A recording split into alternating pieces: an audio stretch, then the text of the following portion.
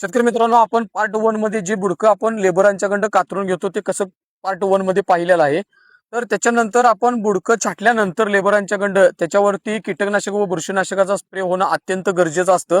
तर त्याचं कारण असं की त्या बुडक्यावरती छाटलेल्या ऊस गोड असल्यामुळे बुरशी वगैरे लागते, पांढरी बुरशी, तांबडी बुरशी, हिरवी बुरशी. तर तुम्हाला बुरशी लागलेलं आता आपण प्रत्यक्षात दाखवणार आहे. ही खोडव्याला नाही बुरशी लागलेली आहे. बघा ही बुरशी लागत आहे शेतकरी मित्रांनो, तुम्ही पाहू शकताय. दाखवा आमच्या शेतकरी मित्रांनो. बघा ही आता बुरशी की नाही, बघा ही लाल बुरशी, हिरवी बुरशी, बघा ही बोटाला दिसत आहे लाल बुरशी, पांढरी बुरशी वगैरे लागते ही अशी खोडव्यांच्या बुडक्यांना. तर पाहू शकता शेतकरी मित्रांनो. बघा आता इथं पण पाहू शकता तुम्ही शेतकरी मित्रांनो. बघा ही बुरशी लागलेली आहे, हाय का? तुम्ही पाहू शकता शेतकरी मित्रांनो, ही बुरशी आहे बघा ही.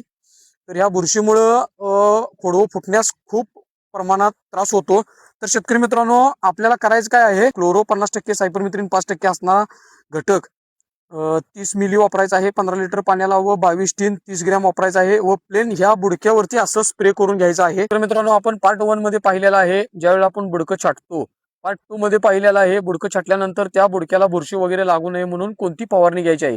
पार्ट 3 मध्ये मी सांगणार आहे बगला कधी कातरायच्या व कशा कातरायच्या, हे पार्ट 3 मध्ये सांगणार आहे. तर तुम्ही पार्ट 3 अवश्य पाहावा. मी आपला ऊस मार्गदर्शक श्री सुनील जरकर. थँक्यू, धन्यवाद शेतकरी मित्रांनो.